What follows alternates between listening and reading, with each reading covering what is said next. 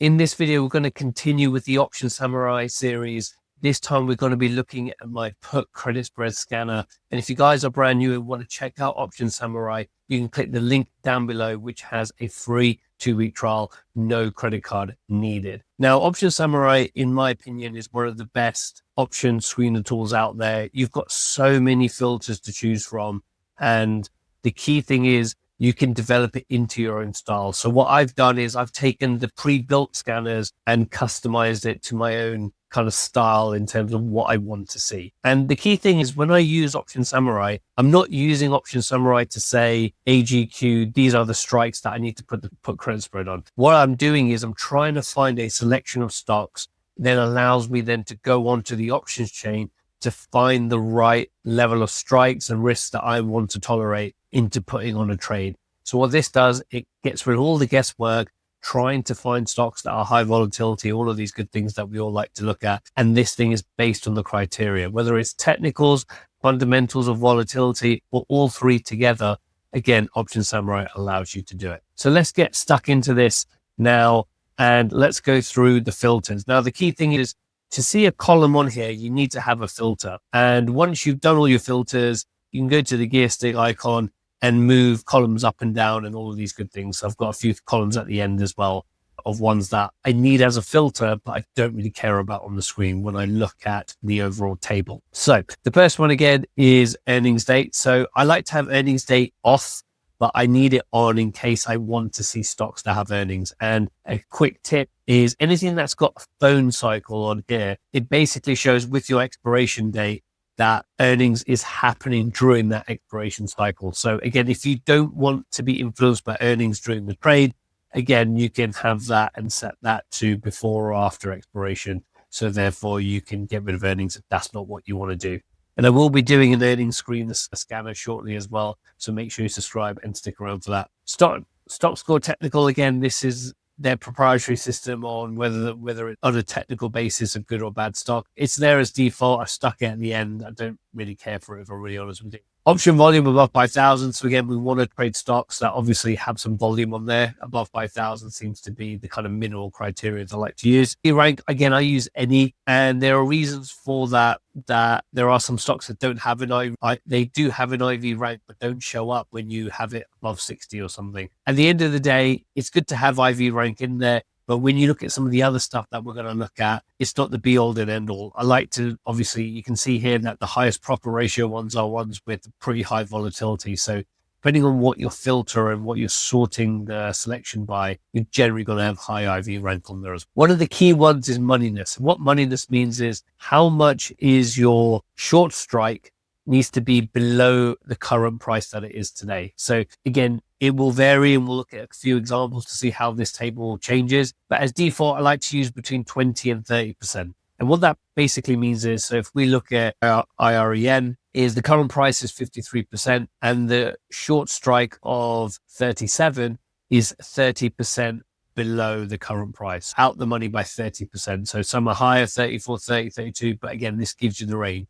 And what that basically does is it basically puts you in a situation where you know that it's not going to give you at the money strikes, which have a high profit ratio and things like that, but you're never going to trade them anyway because the probability of max profit is going to be like 40, 30% or something like that. So the bid-ask spread, again, this just wants to look at how wide the spreads are. So for example, you'll have stocks that are quite wide. I've got some here 29 to 55. And again, you've got one between 11 and 29. Again, these are the kind of growth stocks that are out there at the moment. If you've got like a Microsoft or something like that in there, you're going to have penny wide spreads, but it's good just to see what those are. ATR on short strike. So it basically looks at the average price movement and how many ATRs the short strike is below that. So for example, the average price movement of OCUL is 4.9 times below the current price. So basically what we're trying to say is the bigger this number, the better. Again, it's just another criteria. Along with all of these criteria, tells us an overall story. Delta is any. So this delta is going to take the delta between both strikes. So it's not going to tell you that your short strike is 20 delta at the money, for example. So that is a bit annoying. Again, if you just do a cash secured put, a naked call, a covered call, all that stuff, the delta will be at your main point that you want it to there. So in terms of bid, so again, I like to look at something when it comes to credit spreads. I want a decent amount of credit, so I've gone for $1. Again, you can put any and just see anything that fits the criteria. You can always scale up the contracts, the same thing, but I like to have $1 in there. Probability of max profit. Again, what this is looking at here is what is the percentage chance of this option will expire worthless, and therefore you'll pick up the full credit over here. So again, for example, OCUL, interesting one here. It's got 55%, so a 1 in 2 chance of expiring worthless in there.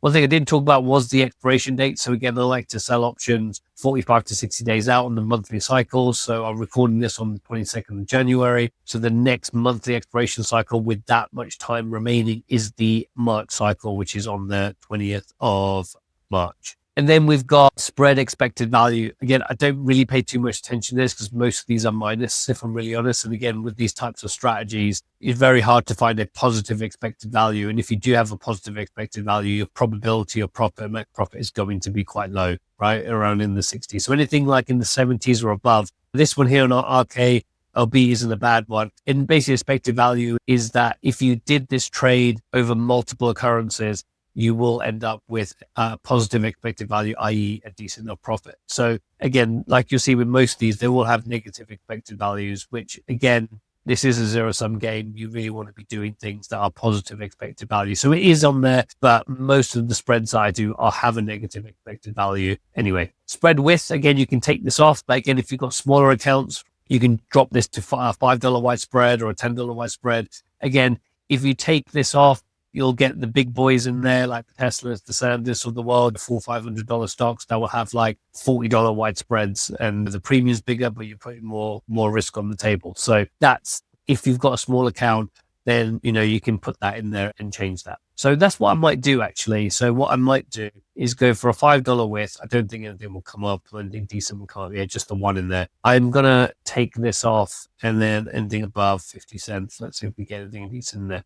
Fine. So we've got some opportunities here. Now, the key thing that I want to talk about here is the profit ratio. So the profit ratio is what I filter this by. And the way you filter is you select the column and then sort it by descending. And then you can have this column as a second column, for example, in terms of premium that you're going to make.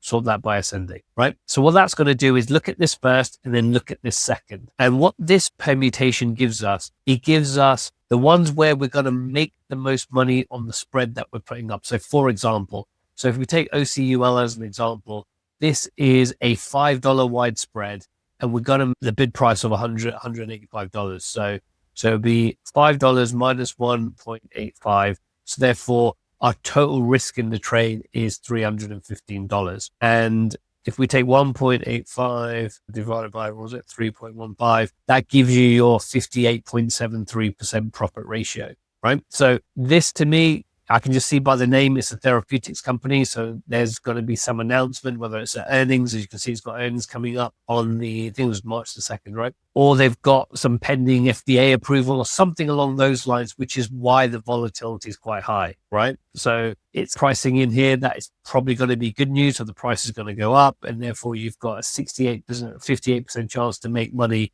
with a profit ratio, 55% chance to make money with a 60% profit ratio, which is quite high. One I'll probably stay away from, right? Now, we are approaching earnings cycles, so it's no surprise that all of the biggest players in the game have earnings. There's only one that doesn't have earnings. APD's probably before earnings, Monday 13, or it's after earnings. And that doesn't have any type of earnings on there. And it does have a rank of 100%. So what I like to look at is between 10 and 20% maximum top end profit ratio. Anything above that, I would be wary on why it is. Again, it should always do the research. But what it does do is now gives me the stocks to really think about here. So if I look at the next one, IREN as well, interesting one there. Again, we've got a $5 wide spread, 30% out the money. We can make 75% per contract, which is 17.65%. So I work with a lot of people that are very bullish on IREN. So that might be a good enough trade there. You're paying a decent profit ratio and 73% chance of being maximum profit. Like I said, I like to manage these trades at around 50%. If it's a spread, it's probably going to be a bit more than that, if I'm honest, because again, you want to make it worthwhile in terms of premium. But That's the way I manage these these types of trades. I don't do many spreads, if I'm honest, but I know a lot of people do like spreads and have smaller accounts of people that watch my channel, and therefore this is something there that they can use to do it. So hope you found this video useful. Again, the link is down below. And again, if you want to have a one-on-one chat with me and learn how we can work closer together and look at these opportunities and how we potentially can trade them, again, book your free coaching call. Link is down below in the description.